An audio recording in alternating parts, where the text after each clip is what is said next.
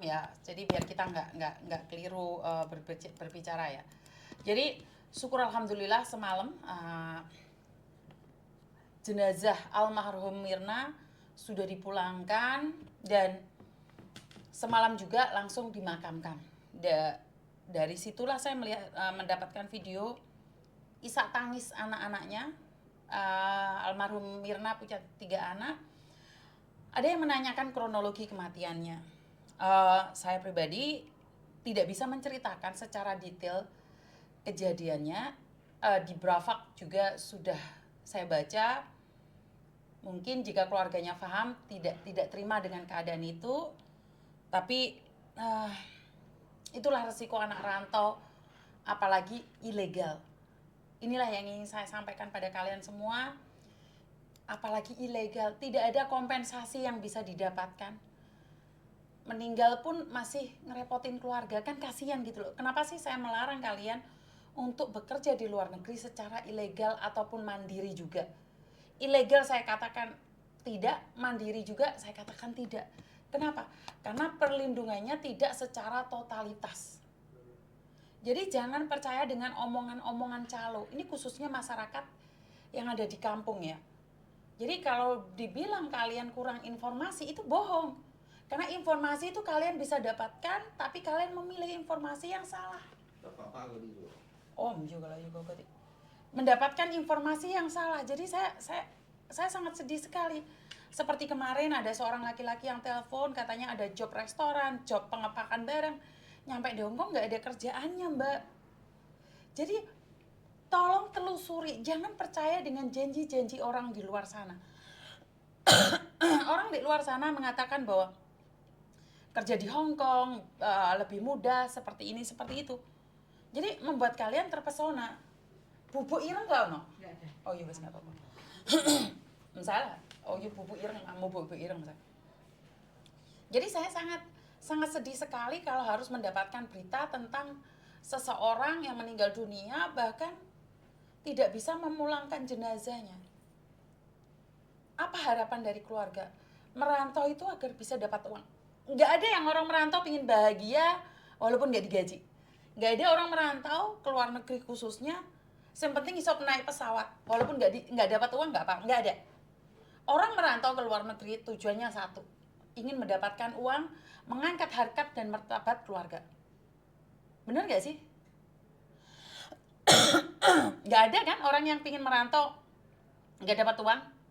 Bener nggak sih? Saya nanya itu.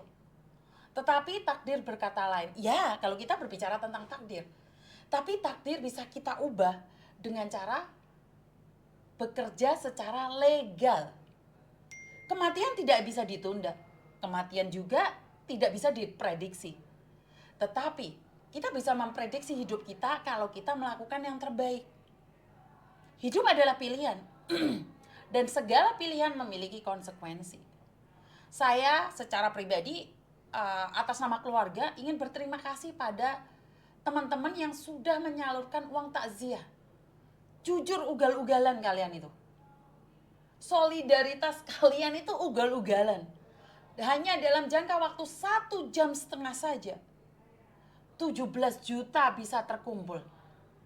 Padahal target saya hanya 15 juta. Jadi posisi itu 15 juta sudah saya tutup nih. Saya bilang udah nggak mau terima lagi. Tetapi karena itulah saya langsung menyetop sumbangan itu ya teman-teman ya.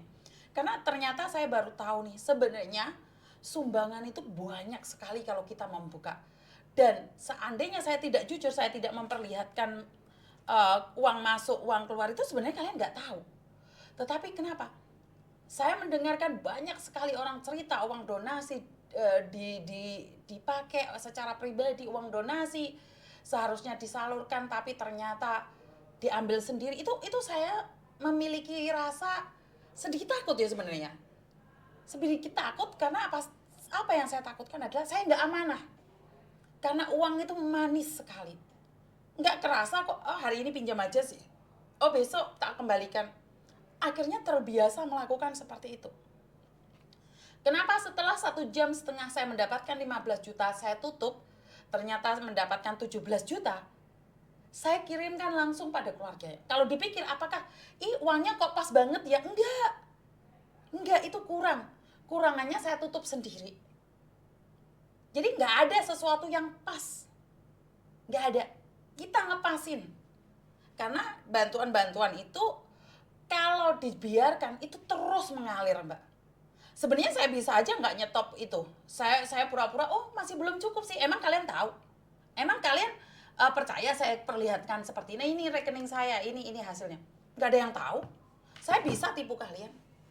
Tetapi satu hal, kepercayaan kalian akan berhenti sampai di situ. Saat saya membutuhkan lagi dana untuk pemulangan jenazah, nggak akan ada lagi yang percaya sama saya. Kenapa? Kemarin-kemarin aja lenyap. Emangnya besok nggak lenyap? Yakin? Saya adalah pahlawan kalian. Kalian yakin saya adalah malaikat yang tidak bersayap? Bener nggak sih? Amanah itu diberikan sekali. Sekali dikhianati, saya rasa kamu bisa mencari follower lain untuk percaya apa yang kamu katakan. Tetapi kamu akan ditinggalkan oleh follower sejatimu. Masih ingat kan kalian waktu pertama kali saya bentrok dengan follower saya sendiri. Karena waktu itu ada yang meninggal dunia, posisi dia kaburan dan saya membuka uang donasi, uang takziah pada dia. Ingat kan saya dihujat habis-habisan. Sampai saya itu kehilangan 50 orang follower. Mereka ngeblok saya secara ugal-ugalan. Tetapi saya cuma ingin bilang satu. Tuhan, jika dia bukan follower saya, nggak apa-apa, saya ditinggalkan. Dia menentang karena seolah-olah saya itu mendukung orang-orang kaburan. Seharusnya orang-orang kaburan itu dibasmi. Saya itu bukan baygon. Saya tidak bisa membasmi. Saya hanya membantu orang-orang yang keserimpahan saja. Mereka meninggalkan saya nggak apa-apa. Dan kemarin juga saya sempat disentil nih, ada komennya nanti saya tempel ya. Dimana Miss Juni kemana aja? Kemarin ada orang meninggal dunia di Hong Kong 2 bulan. Miss Juni kok nggak membantu?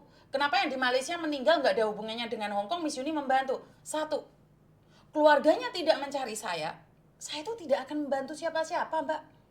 Saya itu membantu bagi yang keluarganya secara pribadi mencari saya. Kalau temannya nyari saya, keluarganya nggak nyari saya, bagaimana saya bisa membantu?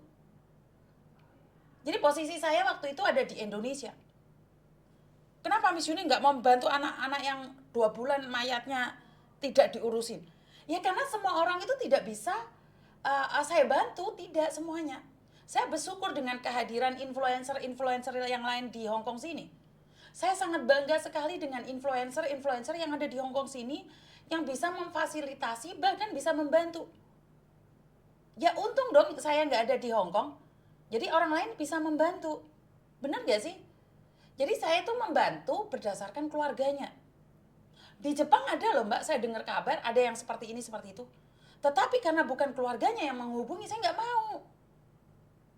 Dan ingat, saya itu nggak pernah berebut kasus sejak saya menjadi influencer. Saya itu tidak pernah berebut kasus dengan siapapun. Kasus saya diambil, ya saya silakan.